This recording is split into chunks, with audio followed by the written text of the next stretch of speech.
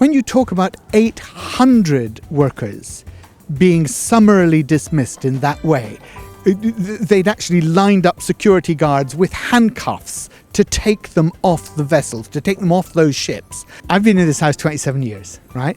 And I looked across and I saw all those guys standing there, and they were all saying, oh, this is shameful, this shouldn't be happening, oh, this is disgraceful, it's terribly bad behaviour, blah, blah, blah.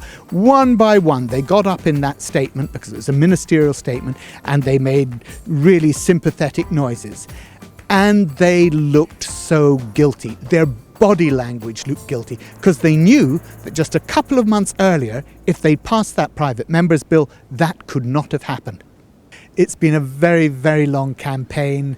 I'm delighted that the government said this is one of the first 100-day commitments. And it's so important to the working lives of so many people in this country. And you'll remember what happened with P&O. You'll remember, when 800 people were sacked over a Zoom call, right? That wasn't even fire and rehire. That was just fire and replace. And so many people go into their workplace. Their boss says to them, look, you're fired, but don't worry, you can come back tomorrow, sign a new contract, we'll take 10,000, 5,000 off your salary, but at least you'll have your job back. And they just look in amazement. They think, what on earth's happening? This can't be legal. And of course it shouldn't be. And that's exactly why it's important that we get this into the King's speech and we make sure that people have proper protections in the workplace. Would you say this is the government of renewed workers' rights? Well, yeah, this great phrase. I'd love to be the one who coined it, but you've done it for me. Yeah. No, look, if you look back to the time when I came into Parliament in 1997, there was no parental leave. There wasn't any statutory right to 28 days holiday pay. These were things that workers had been saying, we need this. And it took a Labour government to bring them in. And also, when you think about national minimum wage, people said, oh, you can't possibly do that. It'll cause real problems for industry. But of course, we brought it in. Talk to me about when you originally presented your private members bill on fire and rehire. What was the impetus behind that? Oh, look, there was huge groundswell of movement behind the private members bill. We had every single union saying this is important, this is necessary. And that's why, even in opposition, the Labour whips put a 3-line whip on a Friday's private members' business. Unheard of. That's not something that happens. Even more surprising, though, of course, was the fact that the government then put a 3-line whip on their members to stop it. And that was what we were facing with the Conservatives in government.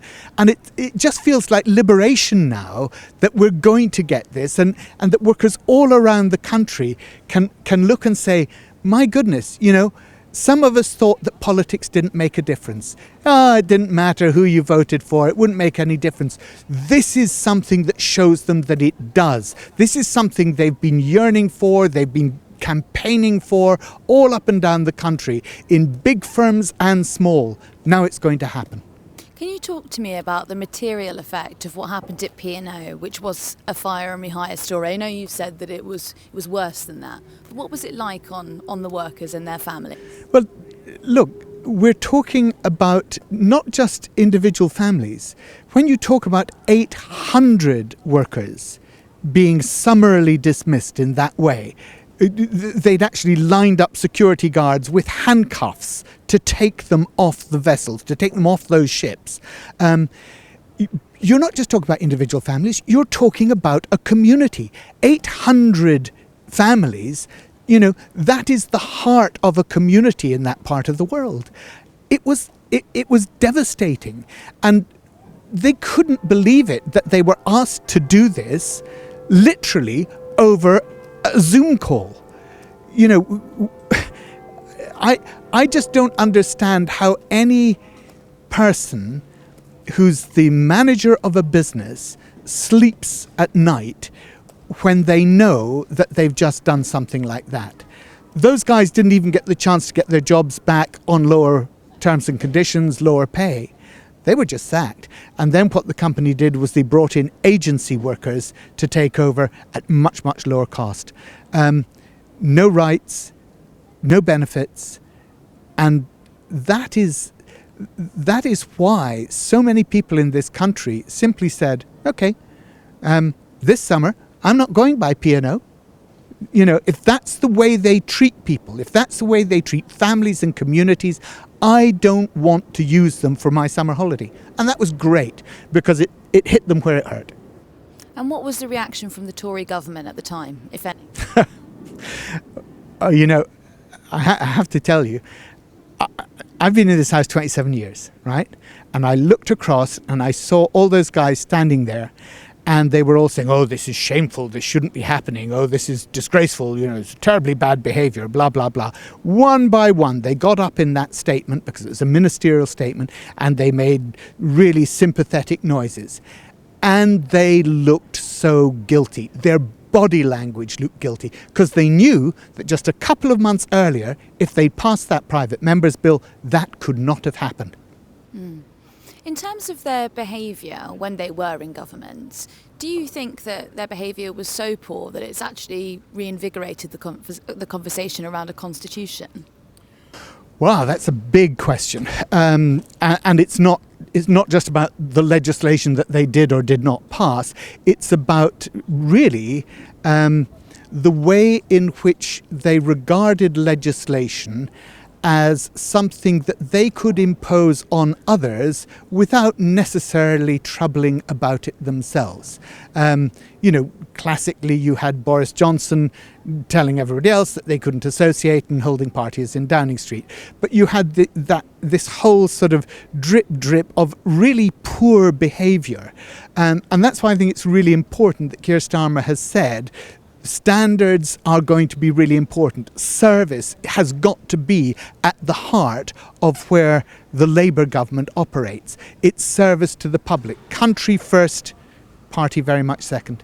Do you think that we can still follow the sort of the old boys club rules? Do you think that people can be trusted when they're in Parliament to do so?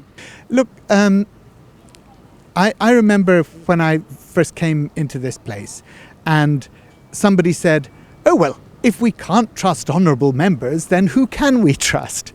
Well, I'm afraid that over time it's been proven that we need a system of rules.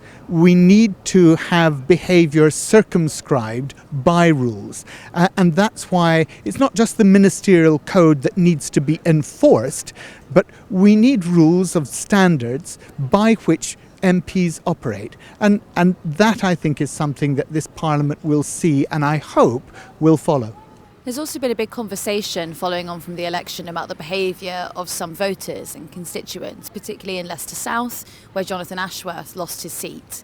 Do you think that there should be a revision, or do you think that there should be, you know, better protection for MPs? Well, look, the security of MPs is a hugely important matter, and I know a lot of my colleagues suffered not just harassment, but, you know, physical attack, had their offices attacked, were receiving threats, and really abusive behaviour. I think that is a long way from where our democracy needs to be. And I also think it's important that people understand that if we want the sort of democracy where you can go and sit down with your Member of Parliament and have a discussion with them about the things that you're really passionately concerned about or that are affecting your life, then actually there needs to be that trust between the electorate and the Member of Parliament. And violence and threats of violence, I'm afraid, destroys that. Do you think that Jonathan Ashworth is right to take his case to the police? I don't know the details of his case, but obviously if he faced harassment, if he faced intimidation, if he faced anything that was a criminal offence, absolutely, because people should not be doing anything like that. And it's not just whether you're an MP, they shouldn't be doing it to anybody. And we've seen, you know, the same issues on social media with people who are not politicians. So I think we have to try and make sure that we are a kinder society, but there need to be rules in place, they need to be followed, and they need to be enforced. Have you ever felt unsafe? On very, very few occasions. during the whole time I've been an MP, very, very few occasions, and then not necessarily from my own constituents. Has it gotten worse? I think certainly the evidence of my colleagues is that it has, yes. Much. I mean, look, we're in a situation now where within the past, decade, 2 of my colleagues have been assassinated.